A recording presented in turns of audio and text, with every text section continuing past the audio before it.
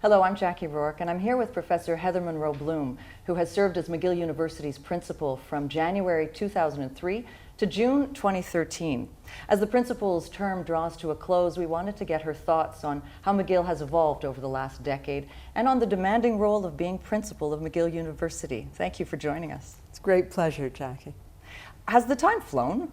Absolutely. In fact, it's one of the sensations I'm having in these last weeks and months is how, I think it was spring of 2002 that my appointment was announced, and here we've passed spring of 2013, and it feels like the blink of an eye. You're leaving an impressive legacy. You've maintained McGill's position as top Canadian university, 2 major task forces, a massive renewal of faculty, what appears to be a very successful capital campaign, many more accomplishments. What stands out for you as the most important accomplishment? Well, first of all, let me say, and I couldn't feel more sincerely how true this is, that any achievements of the last decade, and I think there have been significant achievements, reflect an extraordinary team right across the university and out, frankly, into our alumni community around the world. And I guess that, for me, is what stands out most. It's the people of McGill. This place is different.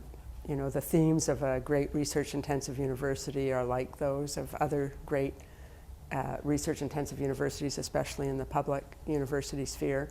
But the quality of the people at McGill and the engagement of our people, our students, our wonderful colleagues, our alumni, our volunteers, our governors, is really unique in my experience for the collaborative sensibility they bring to what they do, and for the unified commitment to the well-being and success of the university. On the student side, McGill seems to have made considerable progress in terms of accessibility in many ways. Accessibility in terms of cutting red tape, improving student aid, making the university itself more physically accessible. There have been a lot of changes for students over the last decade. Well, thank you for that. I think it's true. 1 in 4 of our students today is the first in their family to go to university. That's a source of pride for McGill. At the same time, we'd like it to be higher than that. When I came to McGill in 2003, I made a commitment that every qualified student would be able to come to McGill independent of their financial means, and we've made great progress in that regard, increased over 500% financial support for our students at the undergraduate and graduate level. That being said, there's still a bit of a gap, and we are working very hard to close that gap, and I feel confident that in the year or 2 years ahead that will happen. The task forces have been a great enrichment for, I think, everybody who participated in them. Task Force on Student Life and Learning, the Task Force on Excellence, Diversity, and Community Engagement, both reflecting themes that have been important, long-standing, at the individual level at McGill, but that had not had a collective effort to take stock and think about where can we be, where do we want to be. And the fact that the recommendations of the task force with respect to students have been so broadly embraced and engaged that we created the Deputy Provost Student Life and Learning position, which Professor Morton Mendelson has filled beyond expectation, created Service Point, engaged students in consultation and helping to shape the place from a student life and learning perspective. Those are all points of satisfaction. Of course, in a place that is research intensive, graduate student intensive, and large, we have over 50,000 people who make up our community day in and day out at our 2 campuses, before you even start counting those in our great affiliated teaching hospitals. You always need to think about what are the many mechanisms we can have to have people feel we know about them as individuals, we care about how they're faring at the individual level. And that takes a very broad commitment in every part of the university to being respectful and warm to those around us. And it's certainly been my experience over this decade that that's in the fabric of McGill, to care about those in our community and to care about the well-being of the place. You mentioned McGill is a research-intensive university. How have you seen that role of McGill evolve over the past decade in terms of global reach and innovation? Well, it's a great question, and McGill's known around the world for the quality of its professors and the research contributions, the impact of our research. The decade we've just been through has witnessed a transformation in the way scholarship and research take place, moving from what has for a couple of hundred years been dominantly an individual professor-led undertaking to a notion of research platforms, scholarly teams, collaboration, and I think around that, interdisciplinarity. And so if I look at the last 10 years, I think of the tremendous collaborations in fields as far-ranging as neurosciences, which now has, I think, 4 or 5 faculties involved, and a new graduate program, new undergraduate emphases, and research taking place that involves music and psychology, music and engineering, biology, medicine, on and on, as one example, to the way the teams have come together around neurosciences research. And then I think a great example of the extent to which we have developed global research networks of high impact and outstanding quality collaborations with ATS in Switzerland, University of Zurich, Oxford, Imperial College, and of course many collaborations in the United States with a strong focus on that. Green chemistry and pain, again, cross-disciplinary, cross-campus for us with McDonald and the Department of Chemistry, the Faculty of Science, some engineering on our downtown campus, and then reaching into, for example, the wonderful collaboration with the Riken Institute in that domain, but also moving into the biology and medicine related areas of stem cell research and that whole field. One might expect that you would see this new move to broad interdisciplinary collaboration, broad and deep interdisciplinary collaboration in fields related to science, the physical sciences, the life sciences, and engineering. They've been as profound in the areas of social sciences and humanities. We look at the wonderful Institute on Health and Social Policy, the new iPlay initiative, the idea that we celebrate in a broad scholarly and research context the role of ideas in the public place, the way the work that comes out of the social sciences and the humanities affects public policy, affects our understanding of culture. The whole area of research and scholarship taking place in human rights work, in international development. These are but a very few examples of transformative research and scholarship, both in the way it's conducted on our campuses and the way we express our work in those fields at the international level, choosing very carefully the partners with whom we collaborate. How exciting is it for you as a researcher to witness all this, to see the partners come together? Yeah. I love it. No, it's so exciting, and it links into both the wonderful colleagues we've retained at McGill long-standing, who have been leaders for decades in their fields, and those over 600 new professors, scholars, researchers we've recruited from outside of Canada over this decade, who have come together with us, bringing teams with them, bringing their networks with them, linking them to those that have existed here at McGill. It is fantastic. I would add to that the fact that we've in this decade, and as a result of the task force, and the efforts at the level of the faculties made a research experience a hallmark of the undergraduate experience as well as the graduate student experience. Just a great source of joy. You take, for example, the area program, the undergraduate arts research program, and just go to one of those days where you see the wonderful work our students are doing, the mentoring they're receiving from their professors, the international character of the research our undergraduate students in the Faculty of Arts are doing. 10, 15 years ago, there's nowhere that you would have thought of undergraduate art students doing important research and linking that in an international context. Another area that visibly has changed at McGill is the area of sustainability. Mm-hmm. You see it everywhere. The university as a whole seems to include sustainability in its decision making. Can you comment on that whole effort? Maybe I can begin by talking about sustainability by going back to my very first day as principal.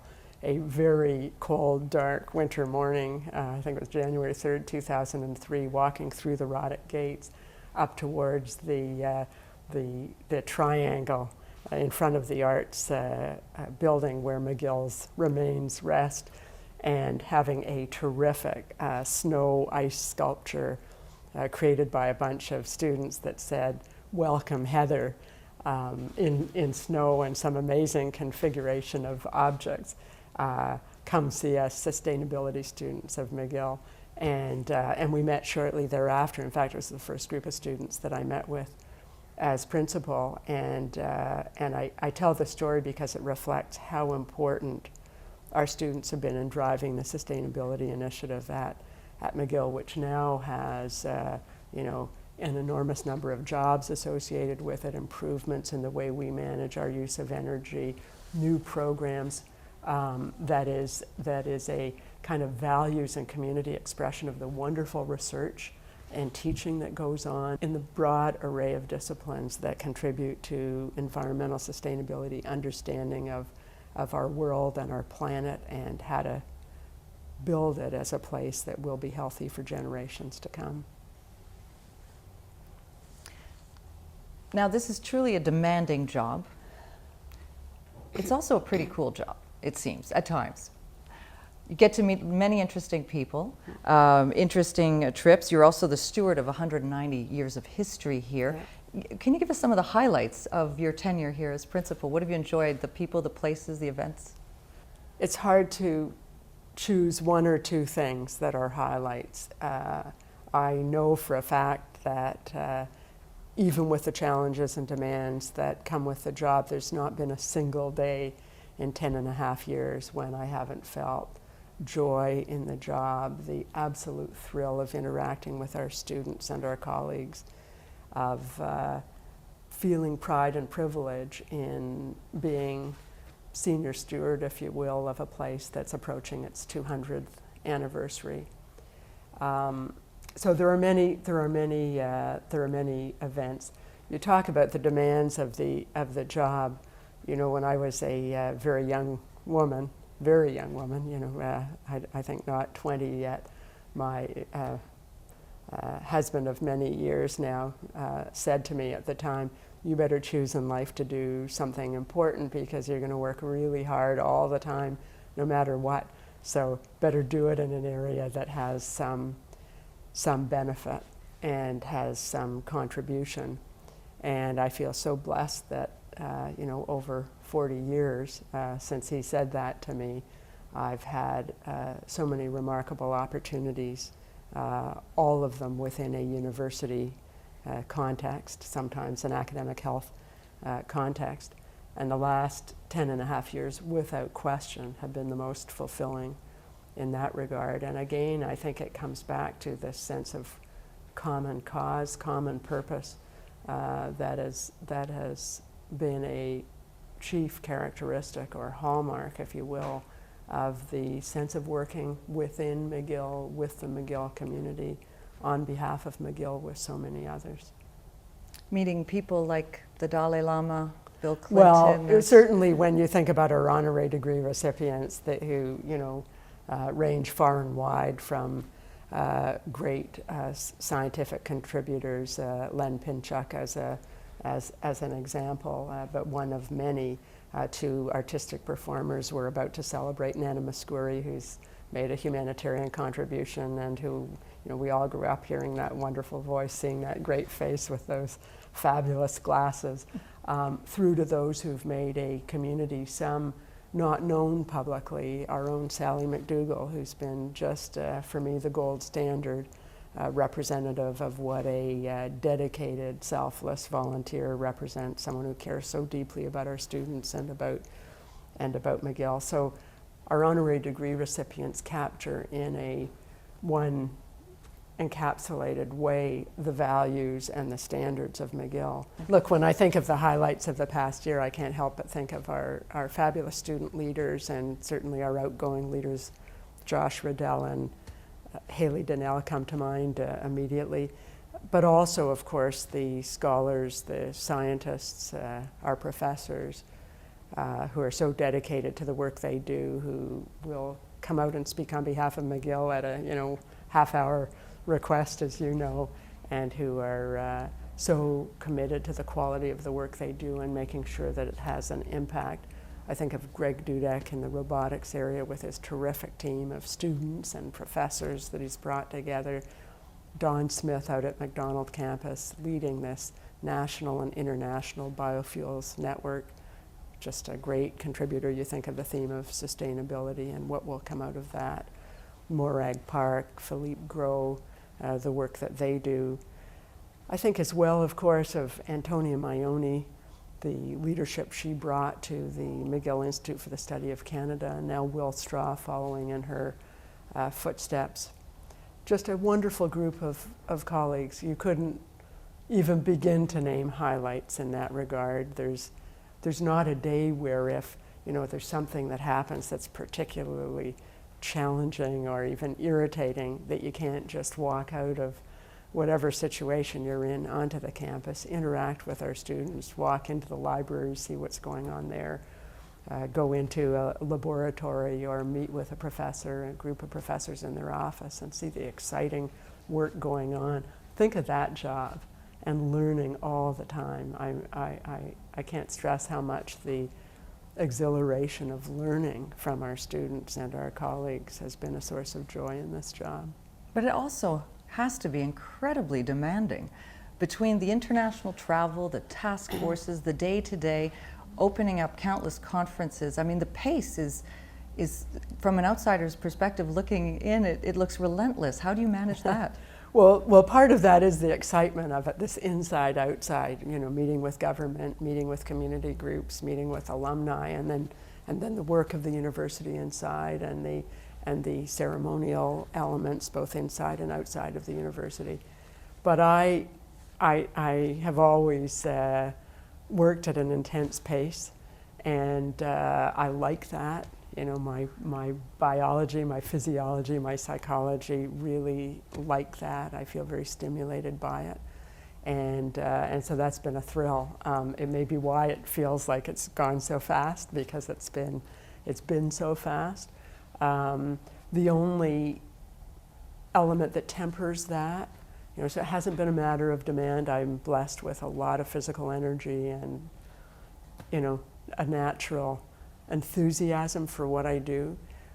If there's been anything that tempers that, it is that, I have had friends who've been unbelievably patient and understanding and respectful of the demands of the job, and without question, a husband and a daughter who understand that and support me in it.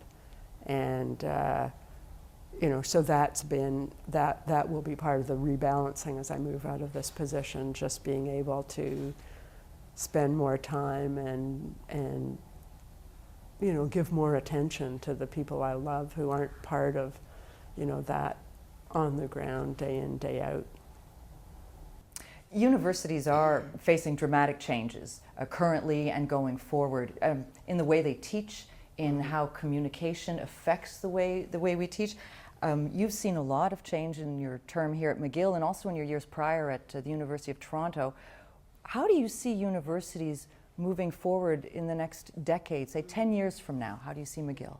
Well, first of all, I believe fundamentally that the university will be here long-standing, will play a central role in society long-standing. McGill's been here for 200 years and it will be. What encourages me is the extent to which change is taking place, both in incremental ways, in natural ways, if you will, but also in some leapfrog ways. We have professors who were out in front in putting their courses online, been doing this for well over a decade. And we've had a wonderful collaboration and exploration, particularly in the last year, of how best to express ourselves in this new world of MOOCs, how to bring technology systematically, not episodically, to enhancing the quality of our on-campus learning. And somewhat like sustainability, our students are also leading, modeling, demanding that we change. Our new professors, our younger professors, we have both students and professors who are now digitally born. They are just moving differently, acting differently, teaching and exploring the world in different ways. So I think that this is going to be somewhere between the incremental steps and real transformation, moving beyond incrementally to take the best of technology, bring it together with our constant learning about how to teach and how to learn effectively. The participation in edX allows us a great network and platform for experimenting and doing that, and I'm delighted that we've got philanthropy supporting that. We can always use more, so we will be seeking more of that. So I think we're well positioned to not just participate in, but lead some of these great changes.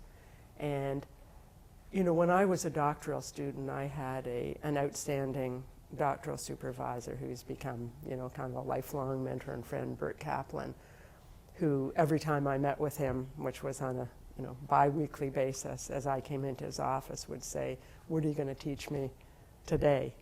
And it was just such a fabulous affirmation of what teaching and learning is and how reciprocal it is. And this new era of communication expressing itself in completely different forms, what the printed word is, online, how we teach, interacting with so many different media and platforms. All of that is mutual learning, mutual experimentation. And I'm very excited by what's happening through our Center on Teaching and Learning, through the reform of the classroom physically, and through the very dynamic development of new teaching and learning modalities. And of course, going forward, we're also looking at, in the immediate future, funding challenges.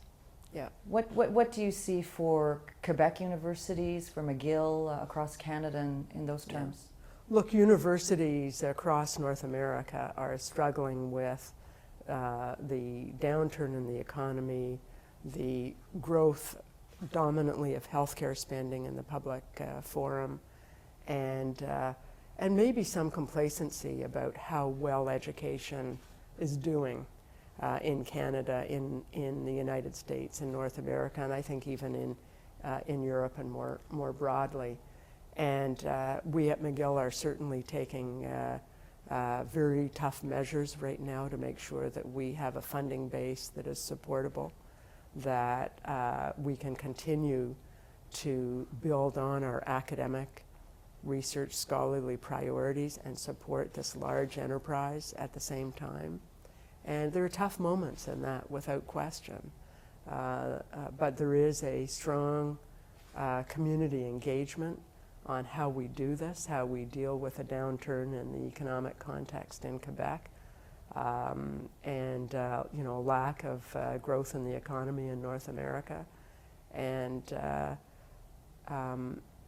it's not easy, but I believe fundamentally that we will get through this. We'll get through this in a sensitive and empathic way. and that we will come out with McGill stronger and well positioned to continue to do what it does in meeting its mission going forward. And I'm very, very grateful to all of the community engaging with us in thinking through how best to take the tough decisions that we're taking right now. Well, picking up on that theme, what advice do you have for students today who are at McGill or preparing to leave the university, heading out into a job market that is particularly challenging, more challenging perhaps than we faced decades ago? What do you say to students now? Well, there's no question that the world of work is in a state of chaos. What jobs are has changed enormously. New jobs are being created all the time. Traditional institutions are folding. So, I think back to the last several generations where graduating, the issue was what were you going to do, not, anxiety about were you going to be able to find something to do that would suit you. The reality is that our students are being very well received into the work world. They're right across the world engaged in jobs that are important, that use their talents, that meet their interests. But there certainly are those who are anxious and uncertain and who, take 6 months, 9 months to get the position that they feel is right for them. And what is really important there is actually to use the assets of the university from our services and counseling on job opportunities, working with professors and other mentors who they've been close to who can help position them, and very much connecting with our alumni association. Our alumni have been just spectacular in reaching out to employ our students there. They know the quality of our students. They know they're going to win by doing that. And I just think back to the 2008 economic downturn when so many of our alumni in the fields of financial services and management and consulting, in London, New York, Boston, other places, Toronto, came to the fore and really helped to create internships, to mentor, but also to create a link between our graduating students and job opportunities.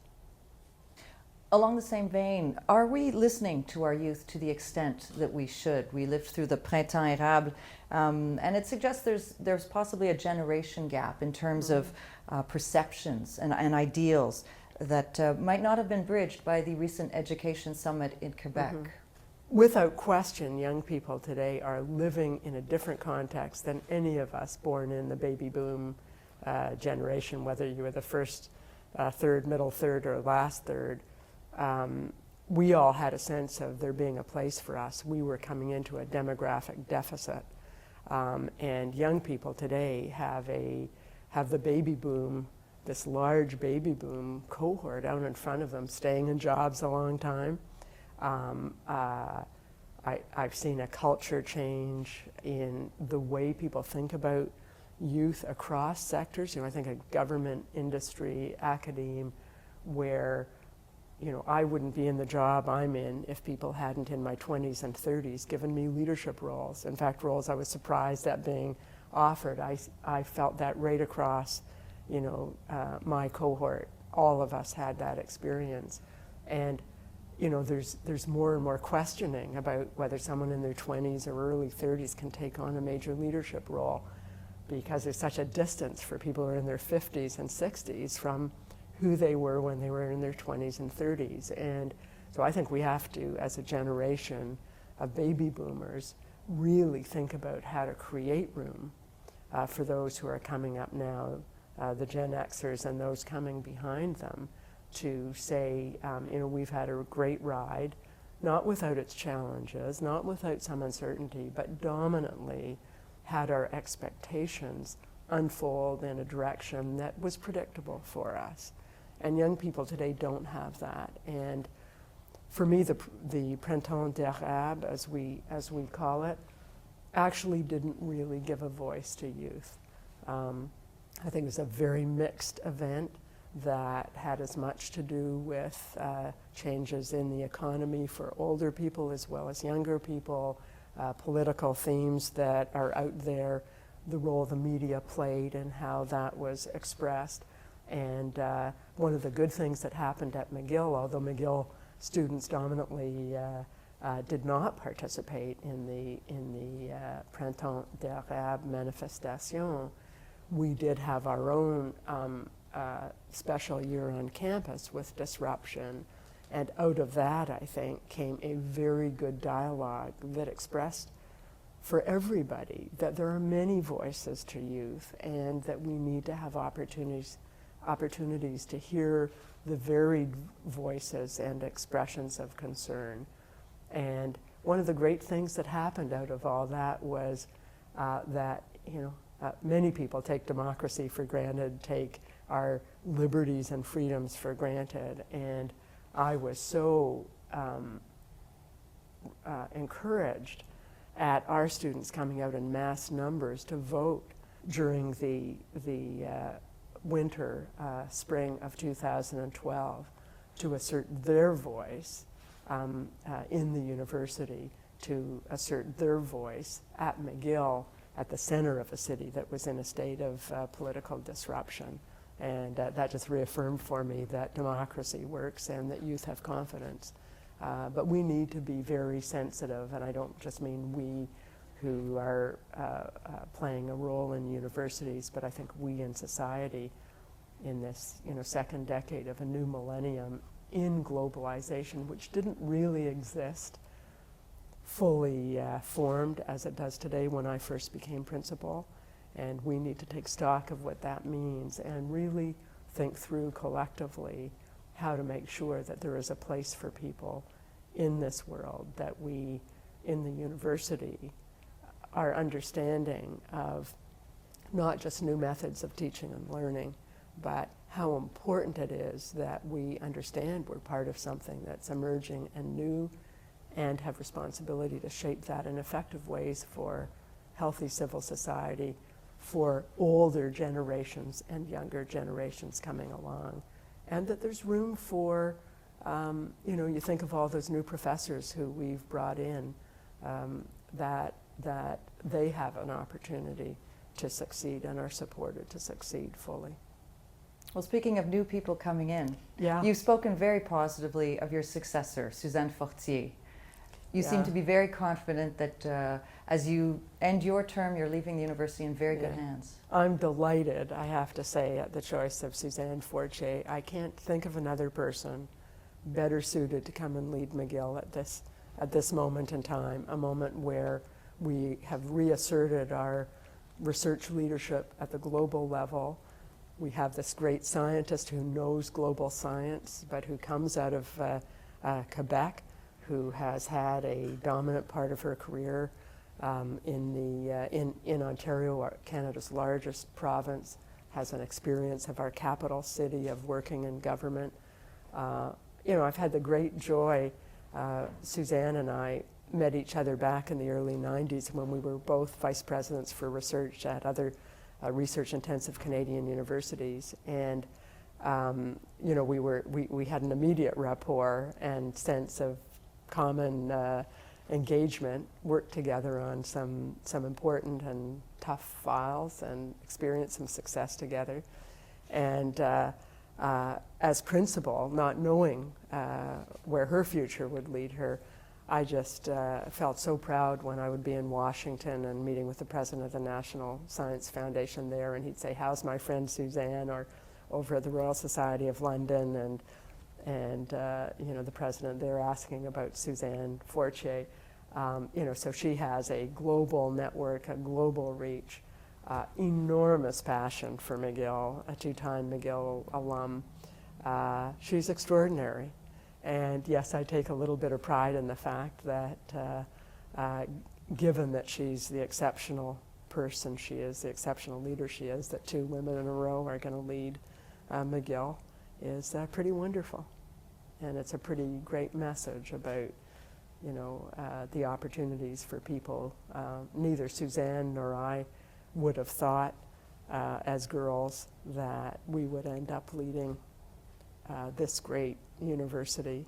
And I think that's a message to everyone to think about what their possibilities might be and not to feel constrained by the obstacles or limitations that we often feel around us as we're growing up. Would you have any advice for her coming in that you'd be willing to share? Oh, be yourself, because what she is so terrific.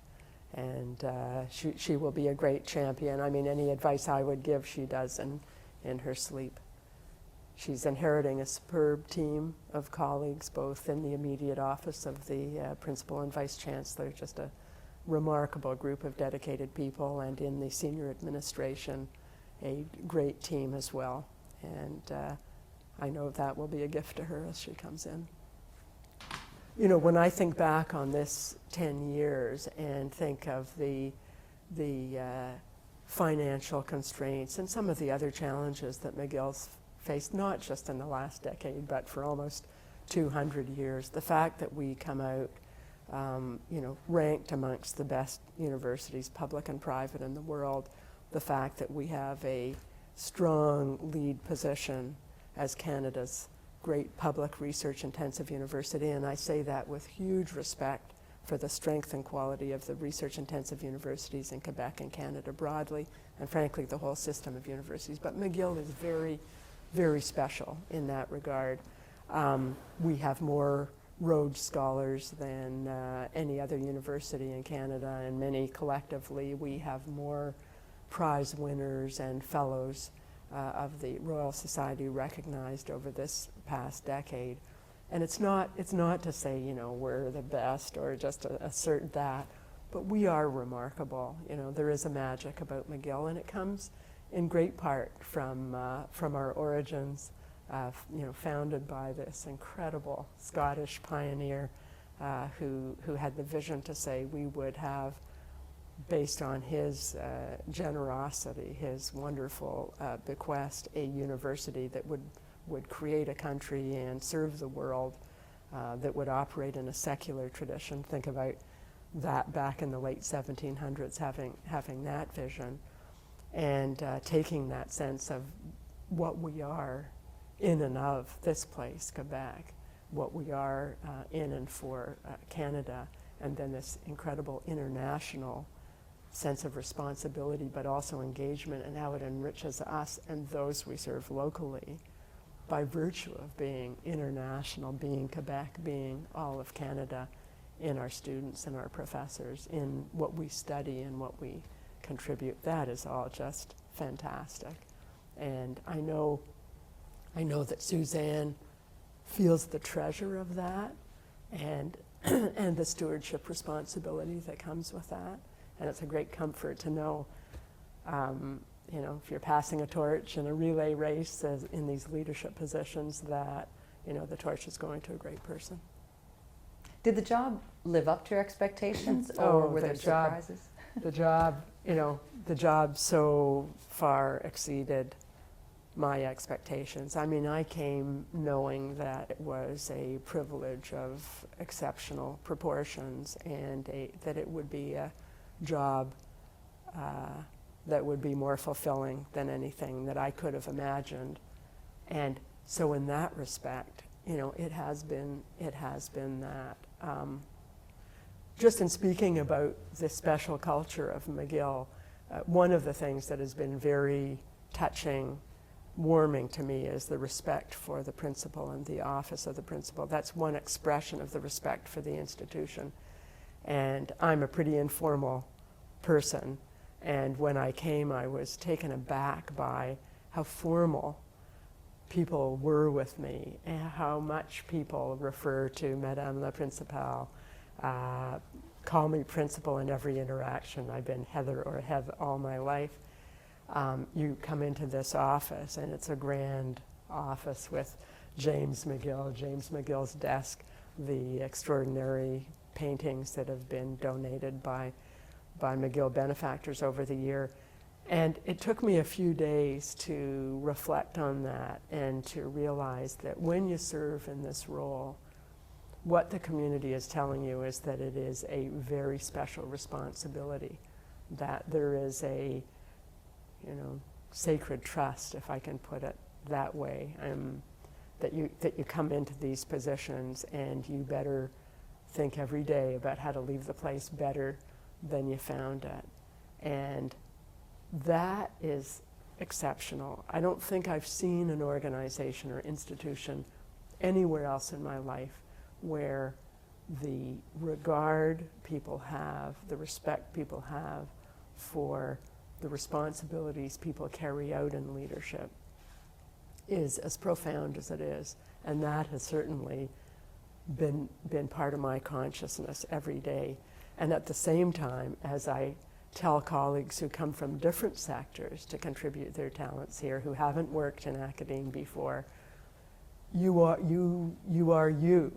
So in the exchange, in the individual exchange, whether you're a dean or a departmental chair or principal, you go in and defend your ideas and your beliefs just like anybody else. And there is a respect for every voice in this academy as being an equal voice. And it's true in our Senate and it's true at our board. But the collective endeavor to ensure that the leadership of the university is supported and supported to, with the community, ensure the success of the university is profound and has been an enormous sense of strength to me throughout the job. What is next for you? After such a big challenge, what's next? I've been invited to go as a fellow in residence at the Center for Advanced Studies and Behavioral Studies at Stanford University. So I'm going off to do that in the year ahead, and Len is coming with me, and he's going to have his own pursuits while we're there, and we'll be back a year from now in Montreal and keeping our home here and keeping McGill as our cause. What will you miss the most? When I came, when I was offered the job to be principal, I was offered the standard 5-year term for principal and vice chancellor. And I accepted it enthusiastically, but saying I was making a 10-year commitment because I saw it as a 10-year job. And having served 10 and a half years in order to smooth transition, it feels exactly right. Somehow, there's an interesting thing. I'm very imperfect as a person, and heaven knows there are many things I might have done better and differently as principal, but I feel somehow the fit has been right for me with McGill, and I feel that 10 and a half years and a couple of months to prepare for the job has been just right. So I don't feel, oh my gosh, it's over, I wish it was longer. I feel that it's just exactly right. But I will miss, for sure, the day in, day out work with the wonderful people I get to interact with, day by day and often hour by hour. My boss, my two bosses, the current chair of the board, Kip Cobbett, Robert Rubinovich, who was my first chair, our chancellors, Arnold Steinberg and Dick Pound. Just that sense of, being hand in glove with the deans and the VPs and my office team. That's been wonderful, and I will surely miss that. But I will also stay connected. McGill is my university, and for both Len and myself, we feel this is our place and our university going forward. So I feel much more a sense of happiness and unbelievable appreciation at having had the opportunity to serve than I do anything about the, finishing the term, which feels just right and feels so much more right because Suzanne will be my successor. Thank you very much for your time today, for your service, and we wish you all the best going forward. Thank you very much.